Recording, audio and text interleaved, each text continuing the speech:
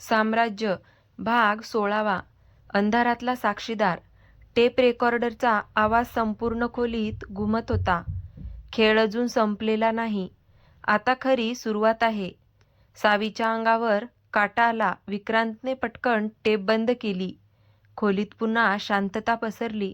आर्यवीरची नजर मात्र संपूर्ण खोलीवर फिरत होती. तो प्रत्येक गोष्ट बारकाईने पाहत होता.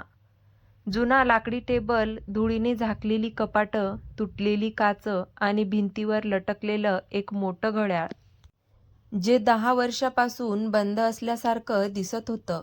अचानक आर्यवीरचं लक्ष त्या घड्याळाकडे गेलं. त्याने जवळ जाऊन पाहिलं. घड्याळाचे काटे रात्री 9:45 वर थांबले होते. तो काही क्षण विचारात पडला. विक्रांत, हो सर. माझ्या वडिलांचा अपघात कोणत्या वेळी झाला होता आठवतंय? विक्रांतने क्षणाचाही विलंब न लावता उत्तर दिलं. रात्री 9:45. सावीने आश्चर्याने दोघांकडे पाहिलं. म्हणजे हे घड्याळ मुद्दाम थांबवलं होतं? आर्यवीरने घड्याळ भिंतीवरून काढलं. ते हातात घेताच त्याच्या मागची भिंत थोडी हलली. ही भिंत पोकळ आहे. विक्रांत पुढे आला. दोघांनी मिळून भिंत ढकलली. काही सेकंदांनी ती हळूहळू बाजूला सरकली. आत एक गुप्त खोली होती. सावीच्या तोंडातून नकळत शब्द बाहेर पडले. हे देवा! गुप्त खोलीत जुन्या फाईल्सची कपाटं, काही हार्ड डिस्क, जुन्या CCTV कॅसेट्स आणि भिंतीवर मोठमोठे फोटो लावले होते. त्या फोटोमध्ये आर्यवीरचे वडील, सावीचे वडील आणि आणखी 3 अनोळखी व्यक्ती दिसत होत्या. सगळ्यांच्या फोटोवर लाल रंगाने गोल काढलेला होता, पण एका फोटोवर मोठा लाल क्रॉस होता. आर्यवीरने जवळ जाऊन पाहिलं. तो फोटो त्याच्या वडिलांचा होता. त्याच्या शेजारी दुसरा लाल क्रॉस होता. सावीच्या वडिलांच्या फोटोवर होता. सावीच्या डोळ्यात पाणी आलं. म्हणजे माझ्या बाबांचाही? आर्यवीरने शांतपणे मान हलवली. हो, तेही या कटाचा भाग नव्हते, तर बळी होते. तेवढ्यात विक्रांतला एका टेबलवर एक व्हिडिओ कॅमेरा दिसला. त्याने मेमरी कार्ड काढलं, लॅपटॉपमध्ये टाकलं. व्हिडिओ सुरू झाला. स्क्रीनवर 10 वर्षापूर्वीचा दिवस दिसत होता. एक मोठी मीटिंग सुरू होती. आर्यवीरचे वडील आणि सावीचे वडील आणि इतर काही लोक टेबलाभोवती बसले होते. अचानक व्हिडिओमध्ये एक व्यक्ती उठली. त्याचा चेहरा स्पष्ट दिसत नव्हता, कारण तो कॅमेऱ्याकडे पाठ करून उभा होता. तो म्हणाला, जर हा प्रोजेक्ट बाहेर गेला तर आपलं साम्राज्य संपेल आणि जो माझ्या आडवा येईल तो जिवंत राहणार नाही. हे ऐकताच व्हिडिओ अचानक बंद झाला. मेमरी कार्ड करप्ट झालं नाही. विक्रांत निराश झाला. सगळ्यात महत्त्वाचा भागच गेला. आर्यवीर काही बोलला नाही. तो पुन्हा त्या गुप्त खोलीत पाहू लागला. तेवढ्यात सावीला कपाटामागून हलकासा आवाज आला. जणू कोणीतरी श्वास घेत होता. ती घाबरली. सर, तिथे कोणीतरी आहे. आर्यवीरने टॉर्च त्या दिशेने वळवली. हळूहळू तो कपाटाजवळ गेला आणि एका झटक्यात कपाट बाजूला केलं. आत एक म्हातारा माणूस बसला होता. त्याची दाढी वाढलेली होती. कपडे फाटलेले होते. डोळ्यात भीती होती. त्याने आर्यवीरकडे पाहिलं आणि थरथरत्या आवाजात म्हणाला, आर्यवीर, मी तुझीच वाट पाहत होतो. कारण तुझ्या वडिलांचा खून माझ्या डोळ्यासमोर झाला होता. साम्राज्य भाग 17वा. जिवंत पुरावा. त्या म्हाताऱ्या माणसाचं वाक्य ऐकताच संपूर्ण खोलीत शांतता पसरली. आर्यवीर काही क्षण त्याच्याकडे पाहत राहिला. त्याच्या डोळ्यात राग, आश्चर्य आणि अनेक प्रश्न एकाच वेळी दिसत होते. तू कोण आहेस? म्हातारा हळूच भिंतीचा आधार घेत उभा राहिला. त्याच्या चेहऱ्यावर काळाच्या खुणा होत्या. डोळ्यात भीती अजूनही जिवंत होती. माझं नाव शंकर पाटील. मी तुझ्या वडिलांचा ड्रायव्हर होतो. हे ऐकताच आर्यवीरच्या मनात 10 वर्षापूर्वीच्या अनेक आठवणी जाग्या झाल्या. पण तू तर मेला होतास. शंकर हलकसं हसला. सगळ्यांना तसंच वाटतं, पण त्या रात्री मला मारण्याचा प्रयत्न झाला. मी कसाबसा वाचलो आणि त्यानंतर या बंगल्यात लपून राहिलो. सावीने आश्चर्याने विचारलं. 10 वर्ष? शंकरने होकारार्थी मान हलवली. कारण मी बाहेर पडलो असतो तर दुसऱ्याच दिवशी माझाही खून झाला असता. आर्यवीर एक पाऊल पुढे गेला. त्या रात्री नेमकं काय झालं होतं? शंकरने डोळे मिटले. जणू जुन्या जखमा पुन्हा उघडल्या. त्या रात्री तुझे वडील आणि सावीचे वडील एका महत्त्वाच्या फाईलसह या बंगल्यात आले होते. ते दोघे कोणाचा तरी मोठा घोटाळा उघड करणार होते, पण त्यांच्यातलाच एक माणूस पैशासाठी विकला गेला. आर्यवीरचा आवाज कठोर झाला. कोण? शंकर उत्तर देणार इतक्यात धाड! बंगल्याच्या खिडकीची काच फुटली. गोळी सरळ शंकरच्या खांद्यात घुसली. आहा करत शंकर खाली कोसळला. स्नायपर! विक्रांत ओरडला. आर्यवीरने क्षणाचाही विलंब न करता सावीला खाली ओढलं. सगळे खाली वाका. बाहेरून पुन्हा गोळीबार सुरू झाला. धाड धाड धाड! गोळ्या भिंतीवर आदळल्या होत्या. धुळीचे ढग उडत होते. विक्रांतने पिस्तूल काढलं आणि खिडकीकडे धावत गेला. पण गोळीबार अचानक थांबला. आर्यवीर बाहेर धावला. बंगल्याच्या मागच्या बाजूला एक काळी SUV वेगाने निघून जात होती. त्याने नंबर प्लेट पाहण्याचा प्रयत्न केला, पण ती चिखलाने झाकलेली होती. तो परत आत आला. शंकर अजून शुद्धीत होता. त्याचा श्वास जोरात चालू होता. त्याने थरथरत्या हाताने आर्यवीरचा हात पकडला. माझ्याकडे वेळ नाही. टेबलाखाली एक गुप्त कप्पा आहे. त्यात सगळे पुरावे आहेत. पण सावध राहा. कारण ज्याच्यावर तू सर्वात जास्त विश्वास ठेवतोस, तोच तुझा सर्वात मोठा शत्रू आहे. हे बोलून शंकर बेशुद्ध पडला. सावीच्या डोळ्यात पाणी आलं. विक्रांतने लगेच ॲम्ब्युलन्सला फोन केला. आर्यवीर मात्र सरळ त्या जुन्या टेबलाजवळ गेला. त्याने टेबलाखाली हात घातला. एक लपलेलं बटन लागलं. त्याने ते बटन दाबलं. टक! टेबलाचा गुप्त कप्पा उघडला. आत एक काळी डायरी, एक पेनड्राईव्ह आणि एक सीलबंद लिफाफा होता. लिफाफ्यावर मोठ्या अक्षरात लिहिलं होतं, आर्यवीर, हा लिफाफा फक्त विक्रांत समोर कधीही उघडू नकोस. हे वाचताच आर्यवीरचा चेहरा गंभीर झाला. कारण विक्रांत त्याच्या अगदी मागेच उभा होता.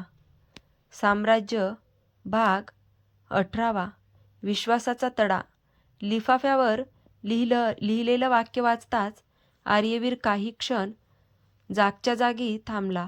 त्याने नकळत विक्रांतकडे पाहिलं.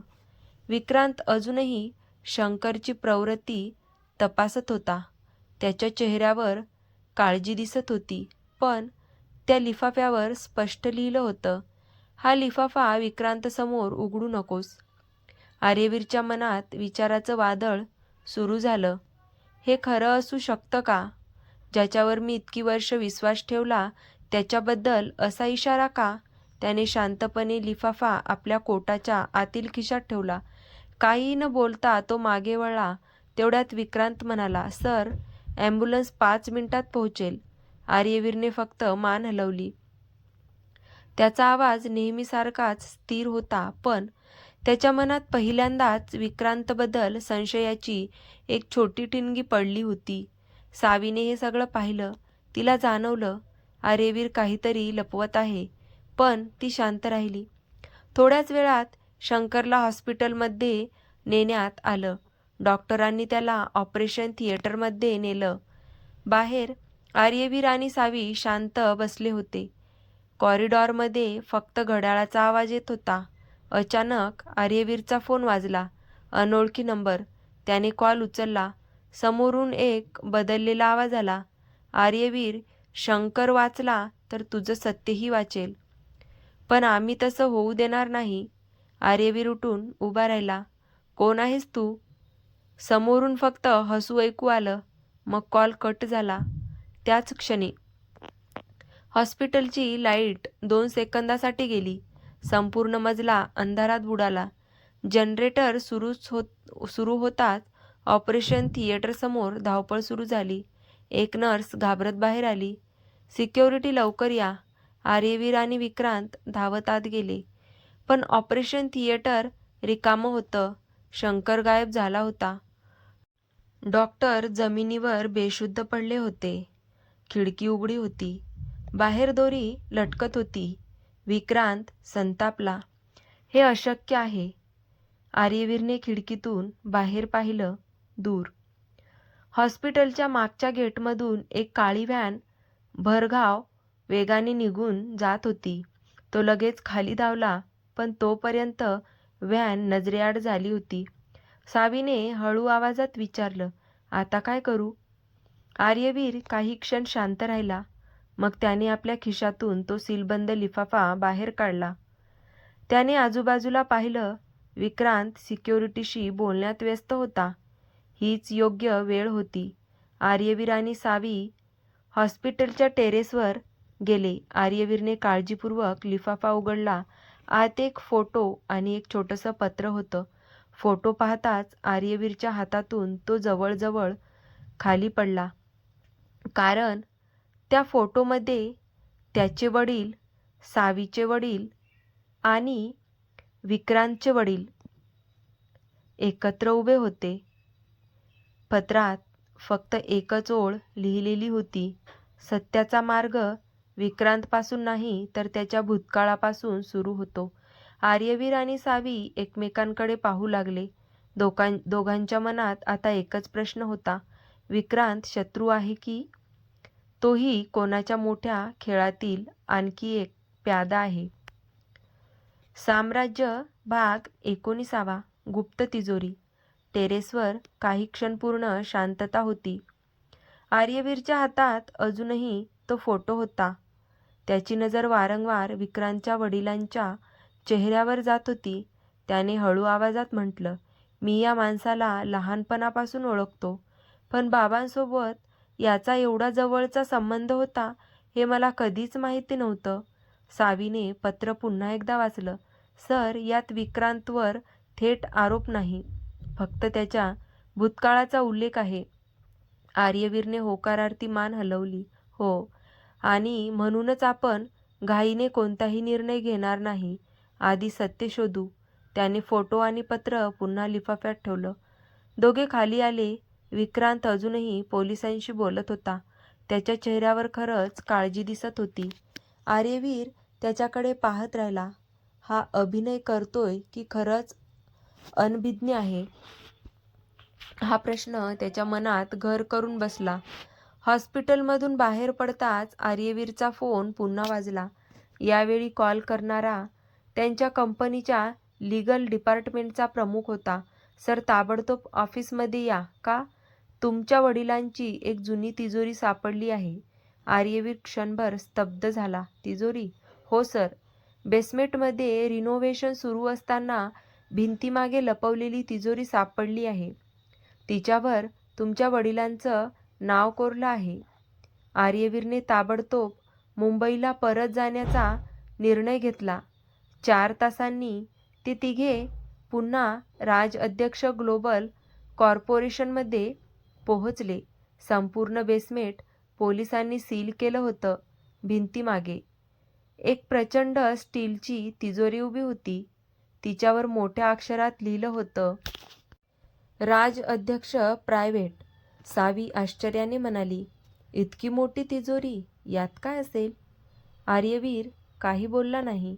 त्याने फिंगरप्रिंट स्कॅनर तपासला. मशीन अजूनही सुरू होत. विक्रांत म्हणाला, सर, तुमच्या वडिलांच्या बोटांचे ठसे आता मिळणं शक्य नाही. तेवढ्यात तिजोरीच्या स्क्रीनवर अचानक एक संदेश चमकला. पुढच्या क्षणी स्कॅनरवर हिरवा दिवा लागला. आर्यवीरने हात ठेवताच बीप.